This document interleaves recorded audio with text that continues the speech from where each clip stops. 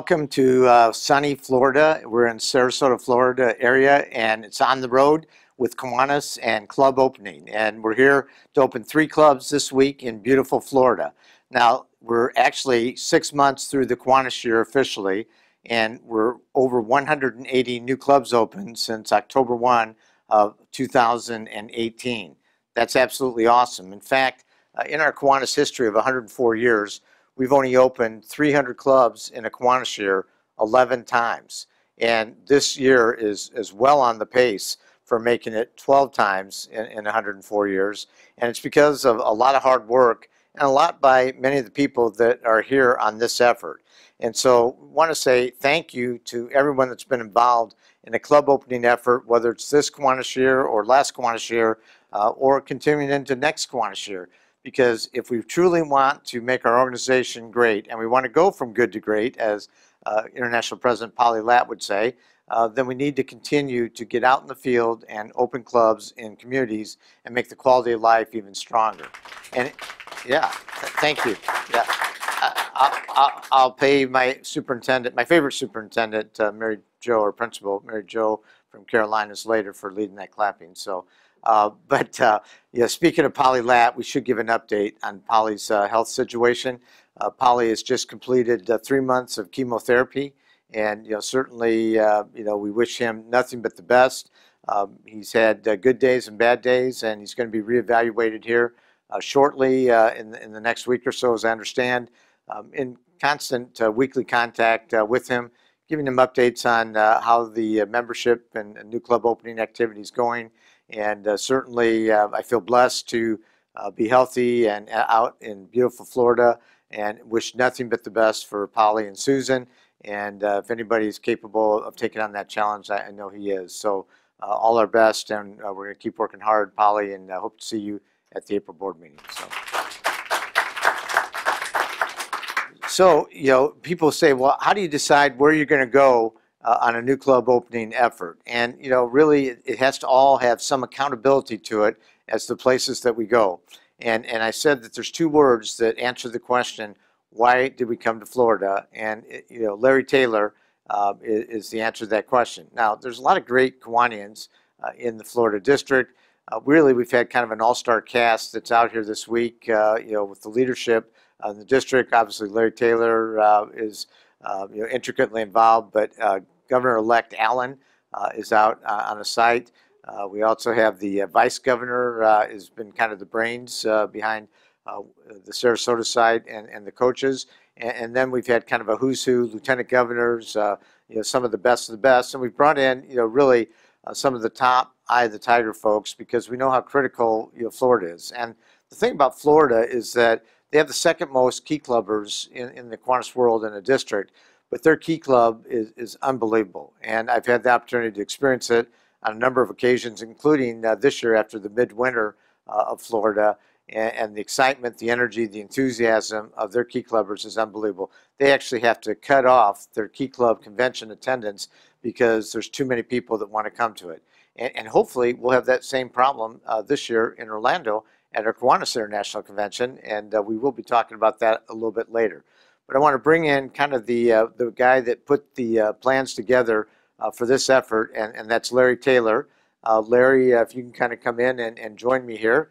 And Larry's kind of a shy guy, but frankly, his lovely wife does most of the speaking for the family.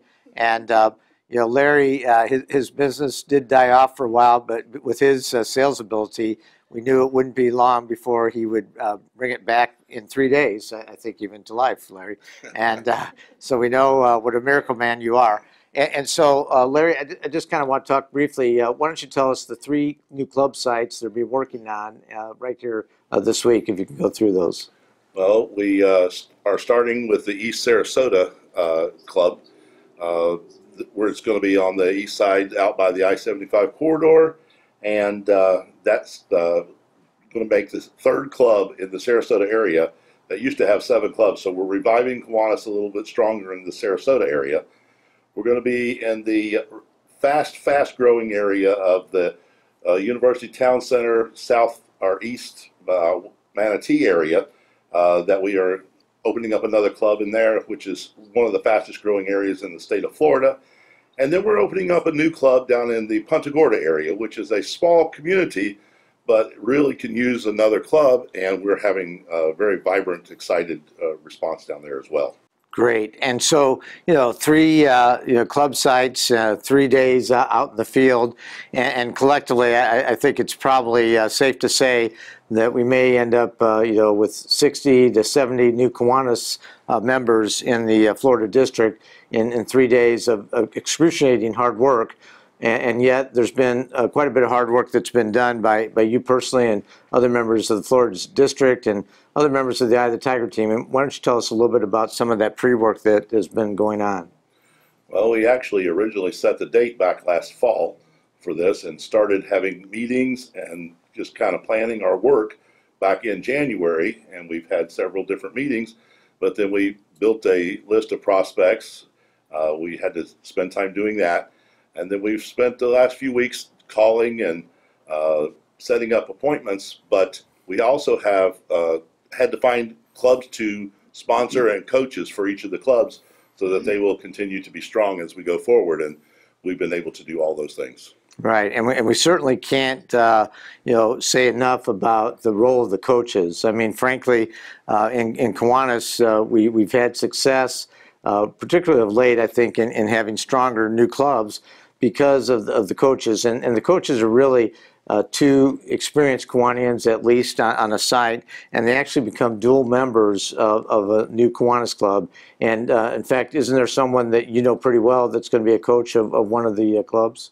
Well, yes, we have at the Punta Gorda Club. My wife will be one of the coaches there, and so we have very strong coaches down there that will help mentor this club to continue and grow and be strong.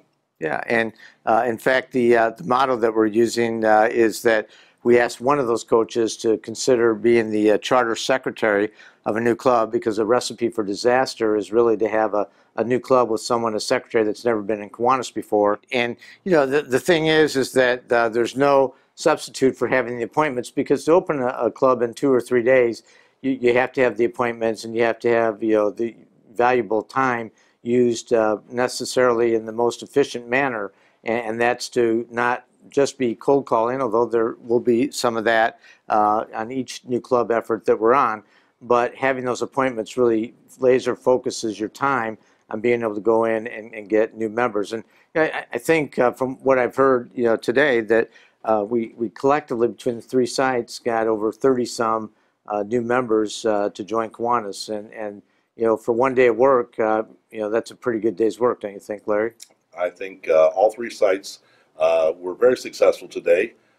Some sites had more apps and checks today, but others laid the groundwork for success over the next couple of days that will end up allowing us to open all three clubs this week. That's great. And certainly on the one site, the Punta site, we're actually going to have the organization meeting tomorrow night, so on the second day. And then some of the people involved with that effort will move to one of the other sites on Wednesday to help them to just make sure that all three sites open with as strong of a base of membership as possible. And frankly, it's looking good for by the end of Wednesday night to have all three clubs be up and running with more than 15 members with applications and hopefully as many cases as possible, their checks or the arrangements made to have their check. And how do you feel that's going? I know for a fact that the Punta Gorda site has probably 80% of the applications with checks and a little over 20 applications in hand. I know the East Sarasota site was doing a good job today and was very successful. And then the UTC site, like I said, they had less on the applications today, but I know that I understand their groundwork was very strong for the next couple of days to be very successful. And so I think that's going to be real strong for all three clubs. Great. And this really isn't your first rodeo in terms of new club opening. You've been on a number of mega efforts in some other districts, and I think you probably picked up a few tricks of the trade. And what is it that has inspired you to buy into new club opening and a blitz like this? Well, that's a very open question, and I appreciate that. One of the things that I learned a long time ago is that I hear from a lot of Kiwanians about why aren't we strengthening current existing clubs and putting the same effort there, and that's really because those clubs have their own little box that they are, and that's who they are, and you're only going to be able to get people that fit that box, so only those members are going to be able to do that. In club opening, we're able to go out there and start with a fresh slate and find people that want to come in and serve, and we create brand new boxes. So that's why we get so much energy and excitement behind club openings, and that's how we're going to continue to build our membership and sustain Kiwanis service through the years. And I think the sponsoring club of the Punta site, for example, your wife is the current president of that club, right? And correct. And so they're kind of carrying on a tradition of having a sharp young female leader be president, because they're following her with another sharp young female leader next year. Isn't that correct? Yes.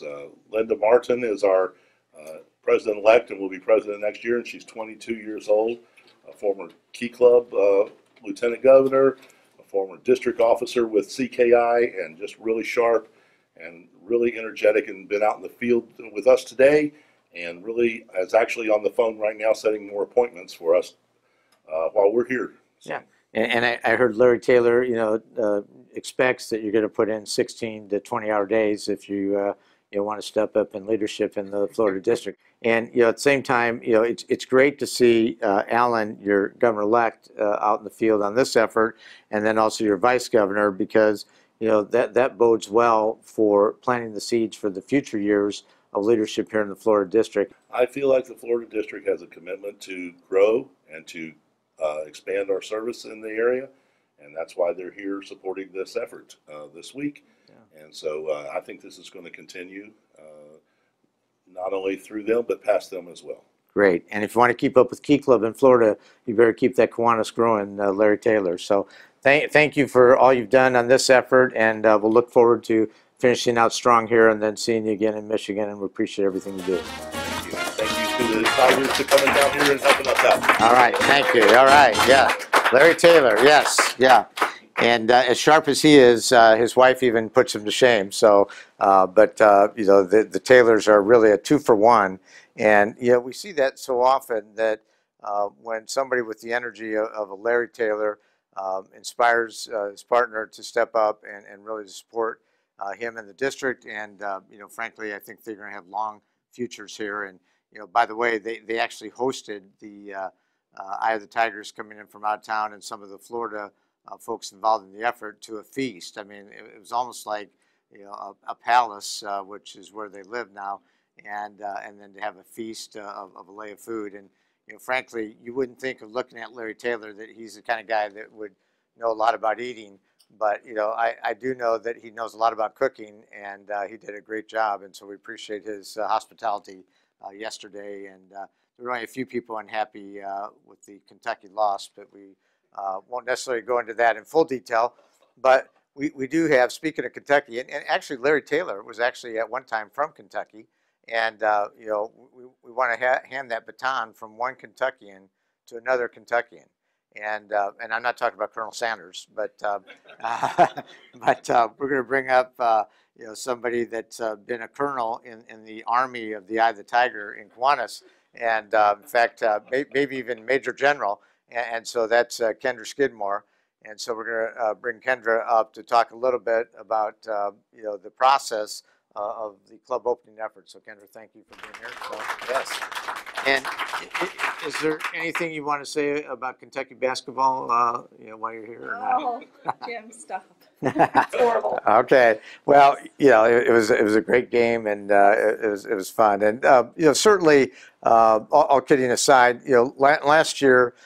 You were actually referred to, affectionately by some as the queen of the Eye of the Tiger team, and that's because that was your role, and it wasn't just even in the Americas, but it was actually queen of the Eye of the Tiger in the world. And then we had Jim Dooley, kind of your cohort in crime, that was the person that was the formula chair for the Americas, and the two of you had worked hand in hand for some time in kind of putting together a lot of the plans for the 17-18 year.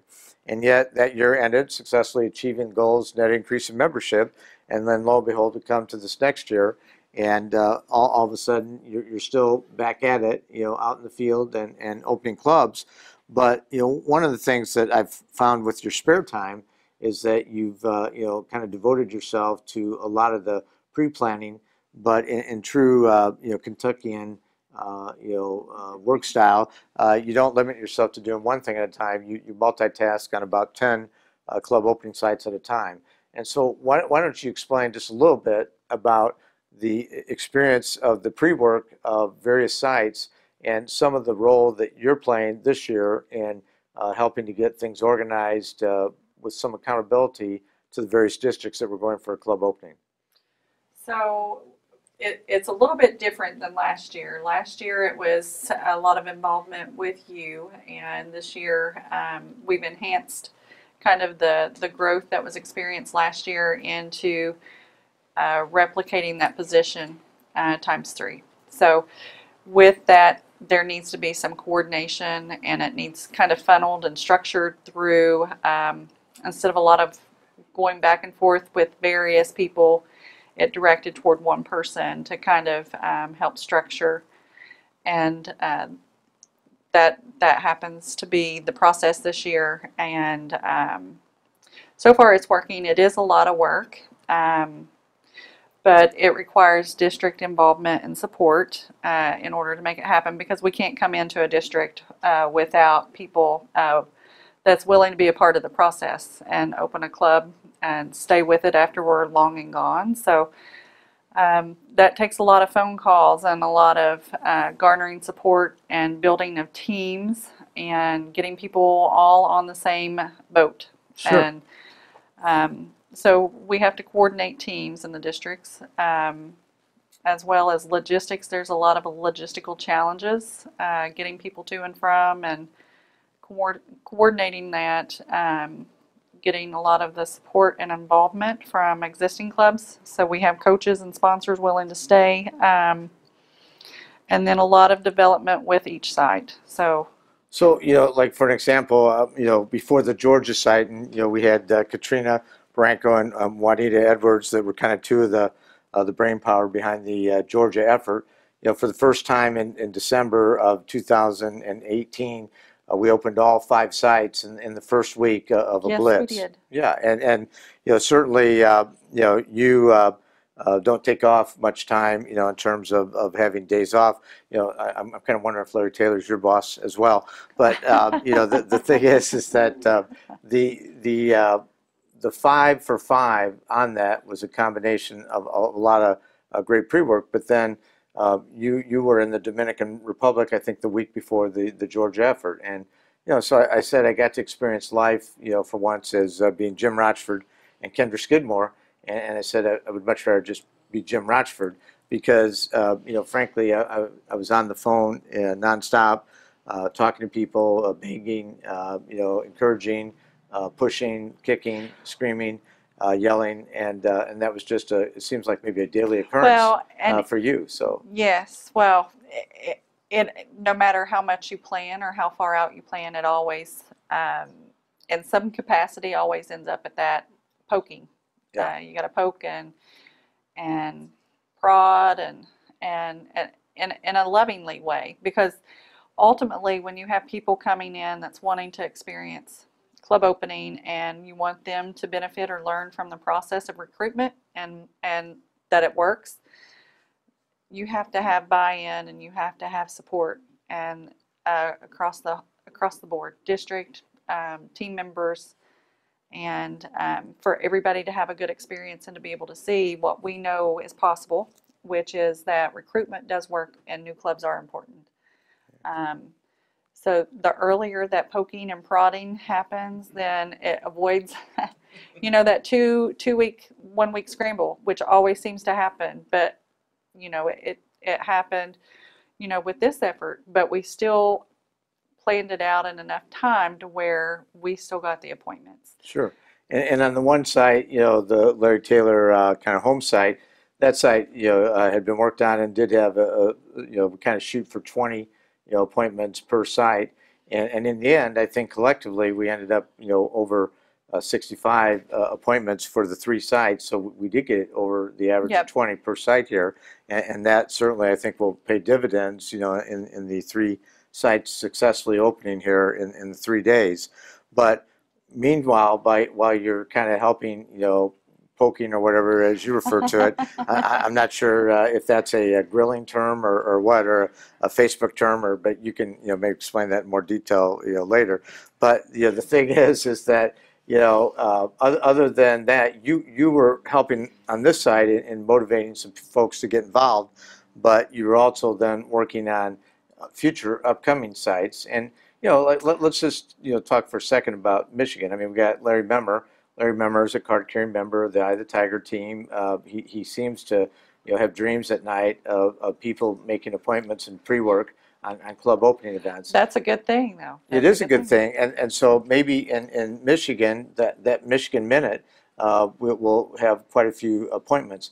But besides Michigan, there are a lot of other efforts that are scheduled, and really kind of what's happened this year is that we have a week that maybe I'm going out in the field for a week a month, but when I'm not going out, we still have teams that are going out, maybe 1, 2, or 3 weeks during the month. And so what has your role kind of developed into in terms of helping on some of that pre-work in all of those upcoming events, almost weekly in the rest of the Kiwanis year? So while this effort's going on, which we was currently on Ohio and in preparation of this one, we also have 5 other in planning in the same process that Florida is currently experiencing. So a lot of that is getting the fundamental essentials. We've got to have those teams developing and them having a little bit of ownership in the process, and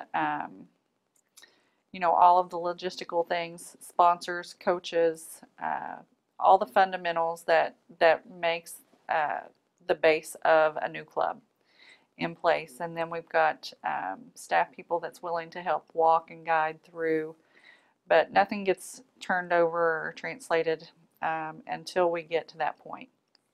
Okay. But there is 5 right now. So in your spare time, you'll be out in the field, let's just say in Ohio, working on a site, and those were 2 very successful openings there. I think resulting in over 60 members now or so. Yep. In those 2 sites in Ohio, and that was a week ago or so. And then really every week in the month of April, there's a club opening effort that's going on. This Yep. now being April 1st, and then in May we have the Mega in Michigan, and then we have other efforts, 2, 3 other efforts being scheduled. 2 others. 2 others. And we got 2 in June. Yep, and 2 in June, and so frankly, the fun never stops, does it? And your cell phone is going off from either texts or phone calls on a regular basis, and does that make you lose your sanity, or are you just built that way that you didn't have sanity when you started doing this? So that could be okay. right there. All right. Yeah. But the thing is that is the hard work, and it is hard work. What is your feeling in terms of the payoff on that when a new club opens, just like here in Florida? Here in Florida, we're going to see 3 clubs opened. So the payout for me is seeing younger people involved in a club that they get to help direct and guide. Not that there's anything wrong with any of our existing clubs, but sometimes it doesn't fit the current lifestyle of people that are still, have young families and involved in work. But not only that, I love to see when we get existing Kiwanians that are a part of the process come out and help with recruitment events, and they become emotional. We have seen them emotional, literally emotional at these org meetings when they see it come to fruition. Speaking of Georgia, it happened in Georgia. Mm-hmm. And it happens every time somewhere that somebody was a non-believer in the process and they see it firsthand, and they see what these new clubs, they're legitimate clubs with real people that are giving it a try, and they have great ideas, a great vision, and purpose for their community, and we're giving them a platform. And so that moves people, you know, that had their Kiwanis moment, and sometimes they forget that other people need to experience that too in different ways. And so, I mean, I think you're talking about the charter president of the club in Johns Creek, Georgia, and when he gave his talk at the end of the meeting, he started crying because he was so touched about Yep. being brought to that position. I thought maybe it was because he was crying about some of my jokes, but yeah, I don't think so. But then I thought, well, maybe it was something Katrina Branco said, but I think not. So, but yeah. She brought her fan club with her, I see, so that's good. But we are all fans of the Eye of the Tiger, and certainly appreciate Yes, your thank hard you. work. And have you recruited Colonel Sanders into a club yet in Kentucky? Hey, we've actually visited, remember? We did, yeah. Pennsylvania. So. And I don't know why he kept winking at you, but it must have been, yeah. So, all right, but thank you. So, Kendra Skidmore. So, next up, we're going to have a young guy named Alan Guire, who's also a card-carrying member of the Eye of the Tiger team. And Alan actually was the chair of the International Convention last year in Las Vegas. And I know that the chair of this year's International Convention came out to volunteer and work with Alan's team so that he could kind of get some insight for this year's convention in Orlando. And so we're going to have Alan come in and talk a little bit about the International Convention, the experience he had, and then a little bit about the International Convention coming up here in Orlando. So Alan Guire, come on down. Thank you. All right, good to see you. You too. So I mean, you got to be co-chair along with your daughter, I believe, last year. Well, that was actually my wife. Oh, okay, all right. So, okay, well, excuse me. So, but made a nice tag team, and the thing is that very successful convention. You guys did a great job. Lots of volunteers, and I know you were intricately involved in recruiting many of those folks involved. And so when Matthew Cantrell and his wife showed up to volunteer, I'm sure you didn't turn them away because any spare hands was another person to help work. And what can you say? You spent a little bit of time with Matthew and his wife last year in Vegas. What would you have to say about the experience, and what were you able to kind of pass on to Matthew about his coming in here and chairing the convention in Orlando? Well, we were able to share a few things that we maybe missed leading into it to better prepare them to have a dynamic, outstanding convention here. He was a great addition to support for us last year, he and his wife. They did an outstanding job of supporting us, and so we're offering that same service back to them this year to help make this a bigger, better, and greater event. And did you get the memo about 20-hour days and no food and only water will be provided to you, or not? Well, that's the norm. That's the passion that we have for Okay, Kiwanis. yeah, right. So, really, if you think about it, I mean, Vegas is kind of an ideal place to have a convention, and kind of with the entertainment they have there. The casinos, the nightlife, everything that you can say about Las Vegas. Most key clubbers of any one place in the world. And now we're coming to one of the probably the best places in the world for key club, and we're coming to kind of a Mickey Mouse operation as well. With having the convention here on the grounds at Walt Disney. So what do you think about our selection of sites of Las Vegas and now Orlando for convention sites for our national convention? Well, I think they're outstanding. For one thing, is that realistically they're more family based.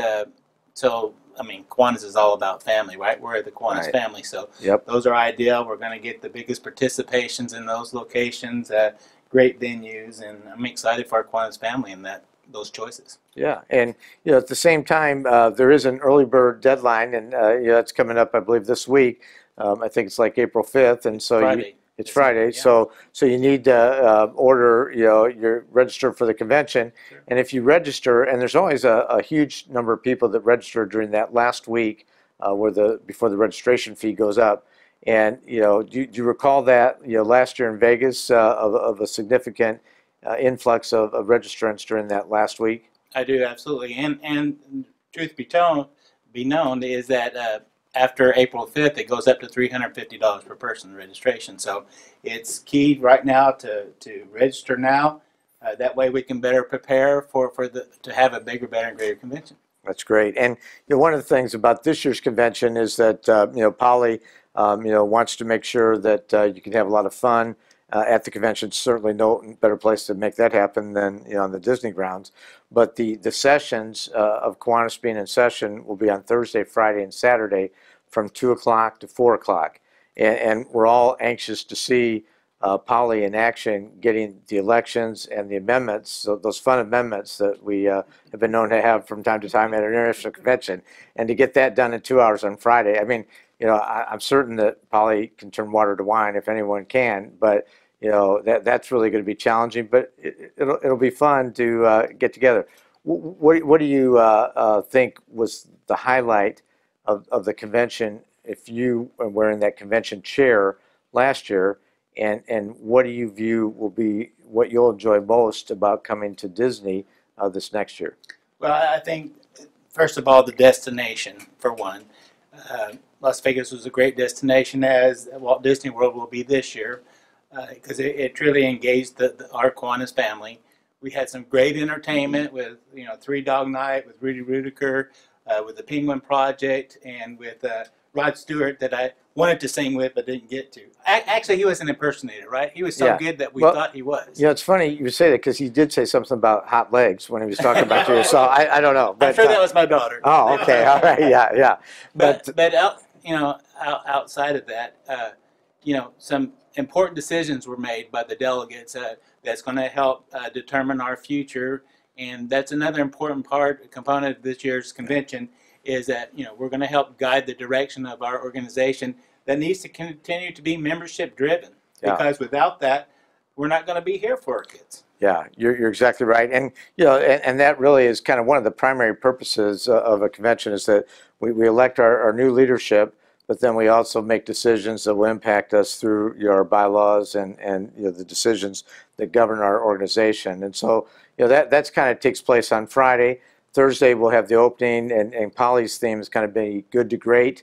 And so we have Jim Collins coming in to speak. At that, certainly he's the guy that kind of wrote the book, so to speak, on good to great. And to have a chance to hear him is certainly a big advantage. Then having election of our leaders on Friday, and then on Saturday having our closing. And we actually have a member of the Eagles. So we talked about Three Dog Night. 40% of the attendees at last year's convention went to Three Dog Night. And I've never seen so many people out on the dance floor at a Kiwanis convention as I did then. And in fact, I thought I saw you out there, as a matter of fact. Well, that's actually when Rod Stewart pointed out your hot legs when you're on the floor. So, but the thing is that we have to have fun in Kiwanis, and certainly that's a major part of Polly's theme during this year. What better place to have fun than in Florida and at Disney, of all places? Frankly, I would love to see Disney in the rotation on a regular basis for our Kiwanis conventions, because I think it does attract families to want to come and to be at the home of Mickey, and I'm certainly all ears to hear about another convention coming here. So, but, so am I.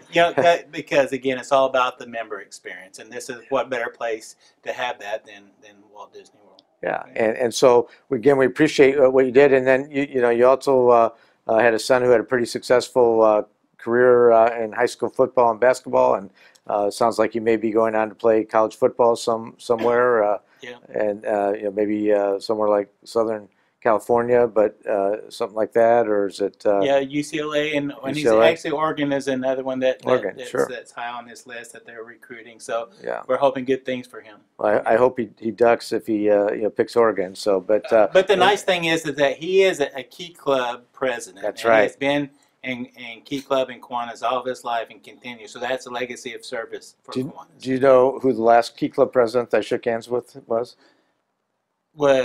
No, the last former Key Club president that I shook hands. Yeah, you got it. Yeah, you're a smart guy. So, all right. Well, thank you for all you've done, and thank you for being out in this effort as well. Thank you.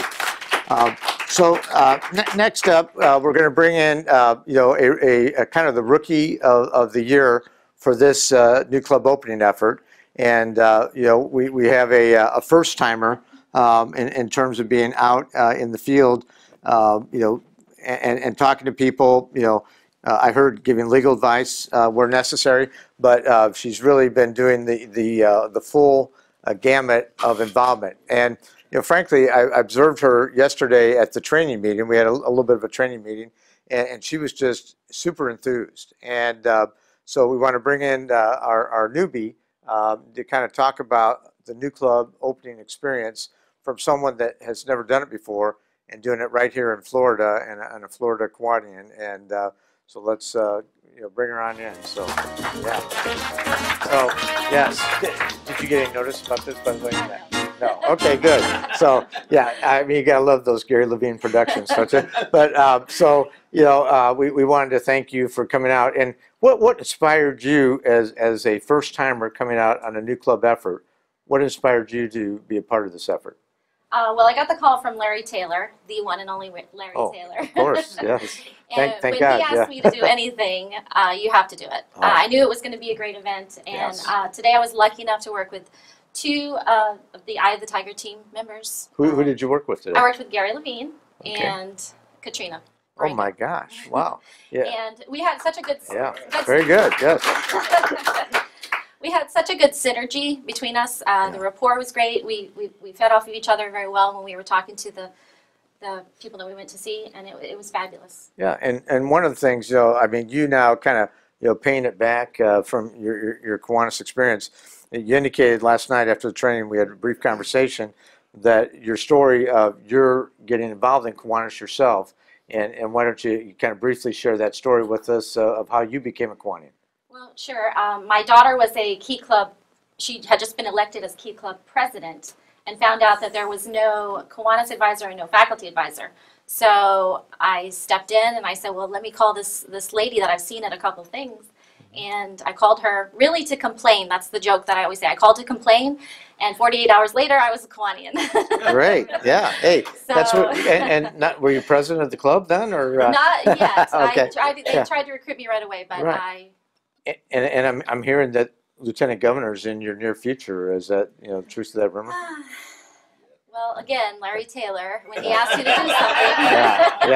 Yeah. We've all experienced that. So yes. But the thing is that one of the things that I noticed in terms of your reaction at the training meeting is you had a smile on your face. You seem energized. You seem very fired up. And what have you experienced thus far? You've had one full day out in the field. You'll be back tomorrow, right? Yes. Yeah. Okay. All right. So basically, why don't you say what your feeling is as a new person going out?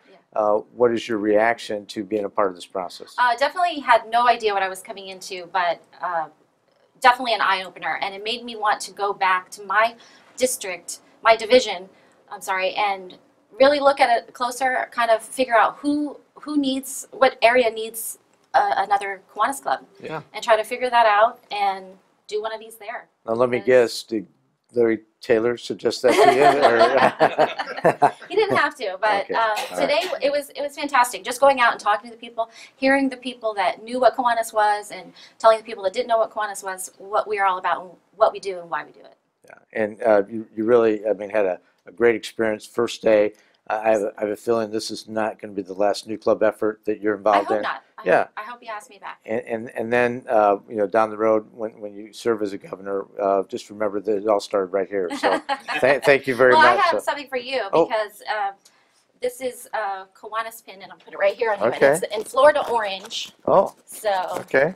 Great. And Thank it is you. an autism awareness pin because I have a son with autism. That's right. Yes, you do, and we certainly support that through Action Club, and a lot of great things. I mean, the Penguin Project, which is affiliated with Kiwanis, a lot of kids with autism that get a chance to perform, and that program is willing to come anywhere where there's a Kiwanis club that's willing to sponsor that. So when you next open your next club, you get Dr. Morgan and his crew to come in. So that's great. Thank you. Thank you for participating. So All right. Thank you. All right.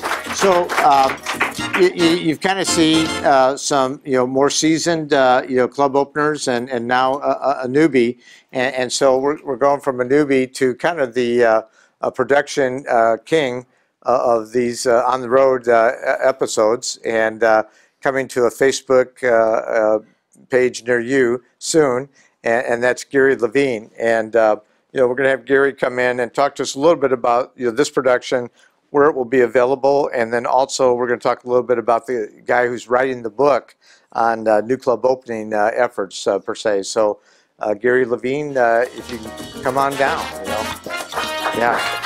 All right. Good to see you, Gary. Good to see you. Yes. Good to see you. And you have been known to hang your hat, once in a while in Florida, and kind of a second home for you after EC&C.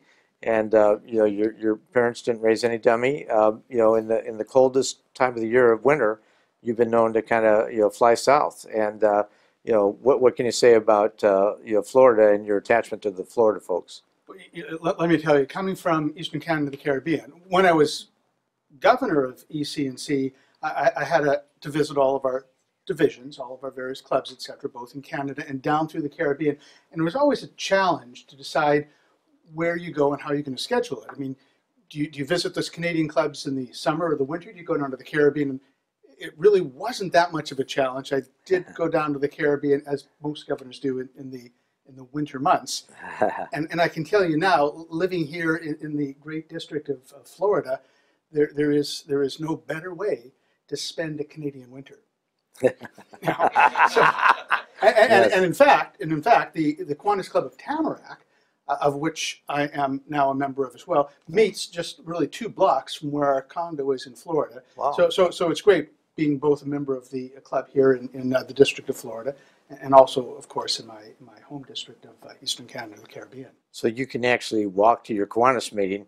It's just that hopefully you won't forget that the meeting you're going to walk to is in Canada when you're in Florida, right? So that's exactly right. I want to get that straight. Absolutely. Right. Great. And certainly we appreciate you being kind of the producer in a volunteer capacity of these on the roads, and the quality speaks for itself in terms of you can even make Jim Rochford and Larry Taylor look halfway presentable. Jim, when you have the talent that we have here in Kiwanis, it's easy. It's an easy job. And what can I say? Yes, and so we appreciate that. And I know it's not an easy, just overnight type thing. I mean, you actually add music, and you add kind of a production to the video here. So what kind of stuff are you doing, and how long does it take to kind of prepare one? Well, there's a certain amount of time, you're right, that goes into packaging it. A little bit of time with color correction, and such as it is, and audio, and adding music, and some of the effects, etc. It usually takes it takes the better part of a working day, and because anybody who works in video knows that there's a certain amount of time that goes into rendering, etc. And these shows tend to be roughly an hour or so in length, and it takes about that much time. And so you also then are you're putting them out on Facebook and maybe YouTube as well. And why don't you kind of explain how you do that and what you do in terms of putting it out there for the public Kiwanians and other people to see it? Well, you're right. We don't want to talk about the great work that's being done here in Florida and the various other districts that are opening clubs with yourself, with the Kiwanians involved, Eye of the Tiger or otherwise, unless people see it. I mean, the goal is to have people learn through it and have people talk about the efforts that they're doing. So we want to encourage as many Kiwanians to watch as possible.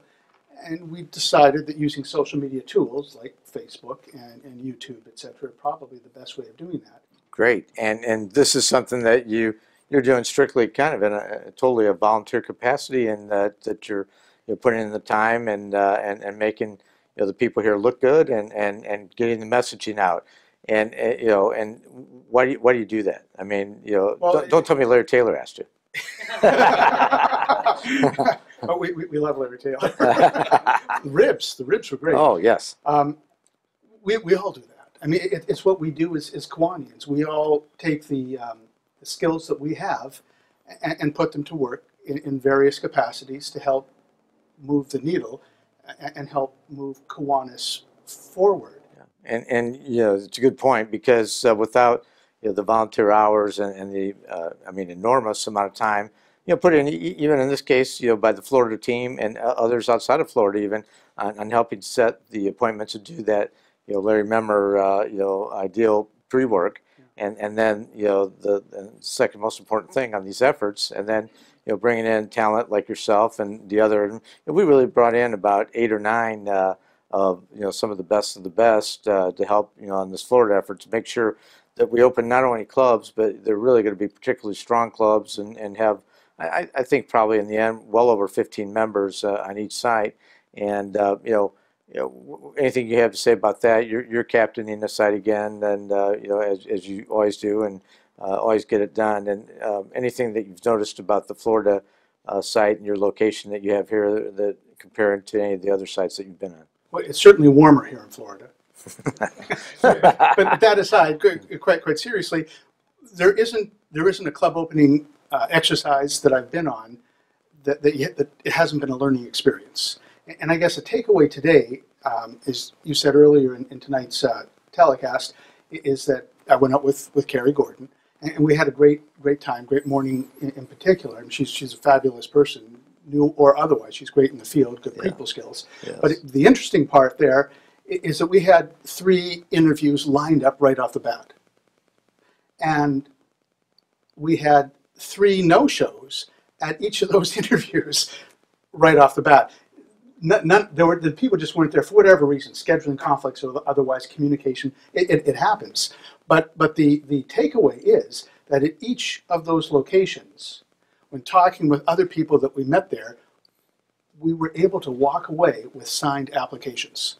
So even though we didn't have meetings with the people that were on our list in a scheduled manner, we walked away with 3 new Kiwanians who are eager to be joining this new club in Sarasota.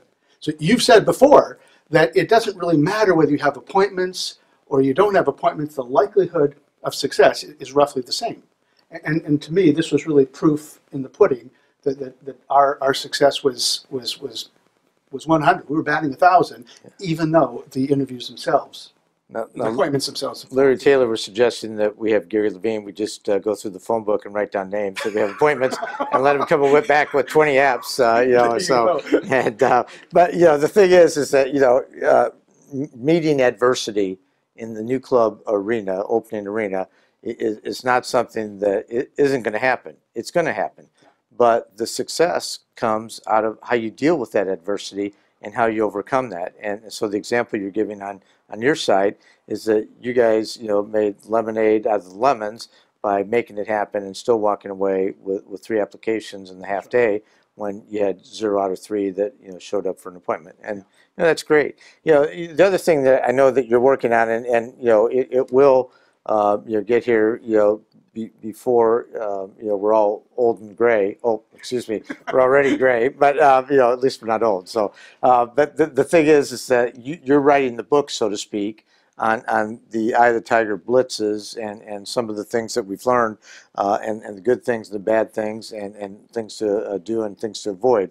And go through a little bit just of that process and where it's at, and maybe hopefully even by, let's say, international convention, that maybe there'll be some way of getting the word out of how people can obtain a copy of that. Sure, happy to talk about that process. I'm also the charter president of our Eye of the Tiger Kiwanis Club, and very happy that there are a couple of members here taking part in this particular club opening event. And one of the mandates that we have in that E-Club is not only to further the good work that was pioneered last year by the Eye of the Tiger folk, and of course led by yourself, Jim, but to document it so that others can follow in suit. It's not rocket science by any means, but there is a process that one can follow to achieve the results that we have. And by doing that, we're hoping to maybe short circuit some of the learning curve, because again, this is a large global organization and you just can't be everywhere no matter how hard we try. It's just hard to be in every DCM, in every district throughout the world and talk about how to do what we do, let alone go out into the field like we're doing here in Florida. So by putting it down in paper, by creating an electronic PDF version, by making it available to everybody, we're just hoping to orient Kiwanians thinking as the as the club opening events are being conceptualized and created. Because it's always easier to change people's thoughts and attitudes at the beginning before they've entrenched themselves in a way of thinking. And the book actually has, things in it about, the setup and the things that you have to do, and getting the sponsoring club, the coaches, how you get the volunteers fired up about being a part of the team that comes in to work with the Eye of the Tigers that maybe are coming in to help lead the way once they arrive. And then going through the actual process of going out in the field and getting the members, running the organization meeting, the follow-up that needs to be done, to getting all the checks, submitting the paperwork to Kiwanis International. Three-step close. There is a process. Close. Yeah, and and so really, it would be easy to say that even if you hadn't participated previously on your own in one of these, that if you read the book on the process of really the club opening blitz and the Eye of the Tiger system, that you could become fairly proficient at it and be able to hit the ground running, maybe better than if you never had access to something like that. Sure, that's certainly the goal, that's the intent. And it's an evolving, changing landscape, and we're trying to improve it as we go along. That's part of what we're doing. Katrina Barranco, for example, is helping me add some Southern phrases into it just to make it a little bit more readable and legible throughout the entire United States. A little southern fried chicken, with that. Okay. She keeps telling me to bless my heart. And and the thing is that Colonel Sanders has some competition then with the Katrina out of Georgia, and hey, Juanita Edwards, had a great year last year. She's kind of a tag team with Katrina down there in Georgia. She's here, out in the field. Helping a neighboring district, and we talk about sometimes friendly competition. Maybe Florida and Georgia, maybe a little bit of competition, but in the end, we all come together and we work together, and that's why 1 + 1 = 3, because that's the way Kiwanians are. They're all willing to help each other out to get a result that makes it better for the organization. You're absolutely right, but I do have to tell you, Jim, that I spoke at a Builders Club meeting in Florida a couple weeks ago, and I used your analogy of 1 + 1 = 3. And they weren't buying it. What do you mean 1 + 1 = 3? That's not what we've been told. Yeah, well, but I'm sure that a silver-tongued devil like Gary Levine was able to make them understand that. So getting more silver by the day. Yeah, all right. Well, thanks a lot, and really appreciate the hours that you put into really making these programs look good, and hopefully being an asset for our organization. So thank you for all you do. So thank you. So, we usually have a few questions, and we'll maybe take as many as 3 questions here. And I believe Gary has someone that is going to read a question that's been submitted, and then we'll move into closing remarks after that. So with these new Kiwanis Club opening efforts, what is the members gaining from the experience? Okay, great question. And so the new club opening efforts, we call them blitzes, basically it has a couple of purposes. So we talk about that really the battle is that we want to come into like Florida, and we want to get 3 vibrant new clubs open that are going to be strong clubs that will be in existence, that will improve the quality of life in the Florida district and the communities in which we're opening those clubs. The war is more that we want the people that are coming in that maybe haven't done it. We had a first-timer that we interviewed here tonight, and we want to have them see that it does work and have that confidence that they get from seeing the process at work, and that it does lead to a vibrant new Kiwanis Club of people working together, and that will then motivate them to go out and open another club after we leave and are long gone, and that they can go out and repeat that through the experience that they've gained.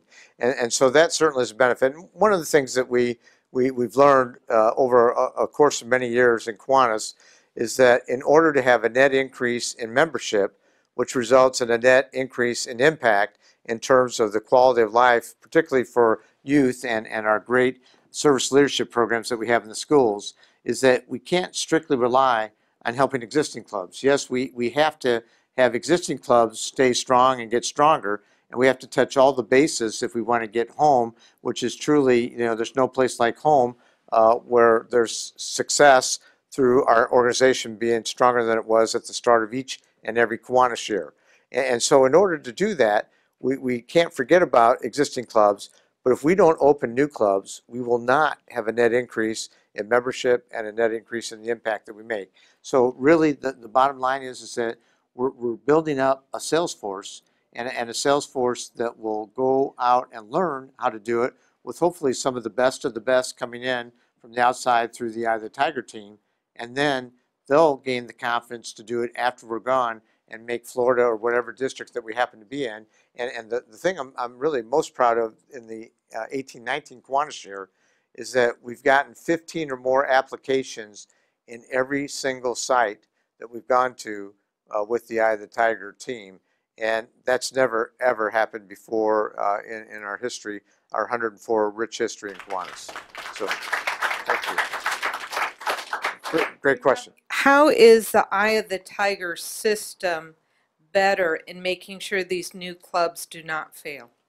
So, great question. And, Mary Lynn is a lawyer, and just let it be known that I love lawyers. So, so appreciate her being here. And, leadership by example is a main centerpiece of the Eye of the Tiger model.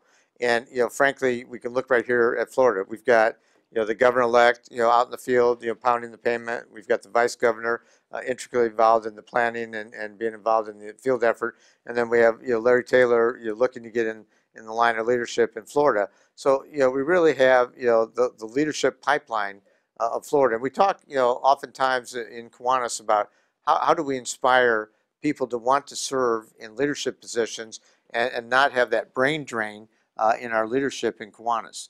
And truth to be told is what we're seeing right here in Florida is the answer to that.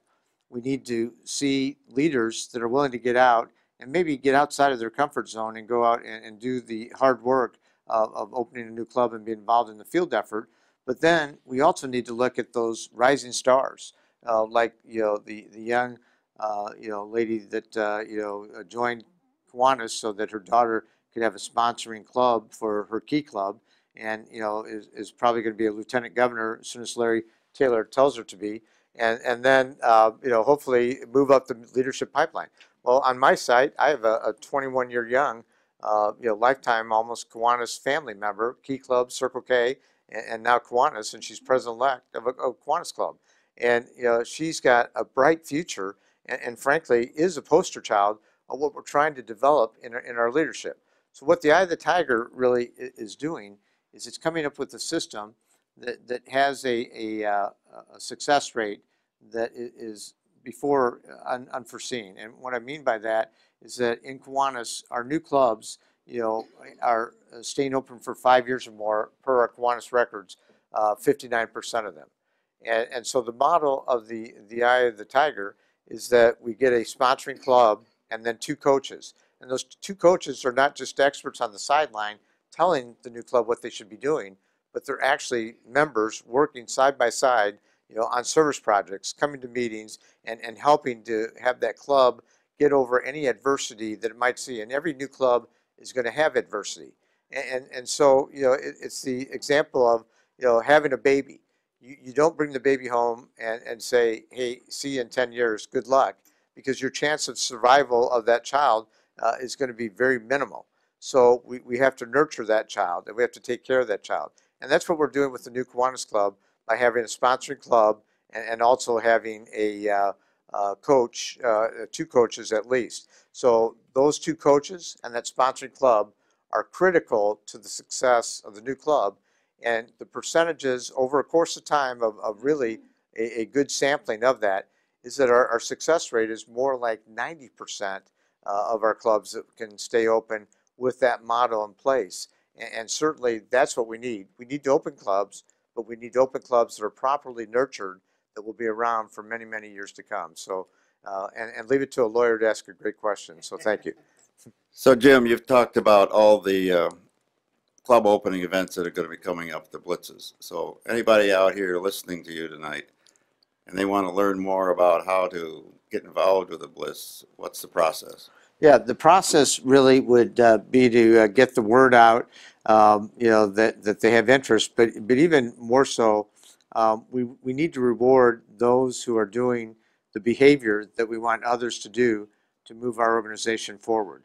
So the best way to get on the radar screen to be involved in a club opening effort is to go out and be involved in a club opening effort and to show that you're the kind of person that has the right attitude and the right belief in what we're doing in Kiwanis and our programs, and that we need to grow Kiwanis in order to last for many, many years to come and have another 104 years of great service by the best organization that there is in the world. Now, I learned a long time ago in sales that the best product doesn't get the best sales. The best salespeople get the best sales. And so really what the Eye of the Tiger has done is it's helped to crystallize the people who have the desire to be a strong believer in the Kiwanis product and learn how to make that product multiply. And the best way of doing that, frankly, is through new clubs. So the best thing that you can do is, if you're interested in getting involved on an effort, is to get out on an effort in your own district or your own division and to help lead by example by being involved in that. And then get the word out, to myself, to members of the club opening specialist team, and we had two of them tonight that we interviewed. Kendra Skidmore's one, Alan Guire's another, and there's two others that are also club opening specialists. But to get the word out to myself or them that you're interested in being involved. And obviously, the governor is kind of the point person in the district. You need to let the governor know that you're interested. I know that Larry Memmer passed on to me a couple of names of people that approached him about being involved in the Michigan club opening. And when we started talking about that, it was going to be a 5-side opening like Georgia. And then the way Larry Memmer works is it went from 5 to 6 and 6 to 7, and now it's up to 8. And frankly, I mean, it's like amoeba. It keeps growing and growing, and but that's what we want to do, because Larry Memmer is a great leader, and we like to reward people that are doing great things, and that's how you get on a club opening effort.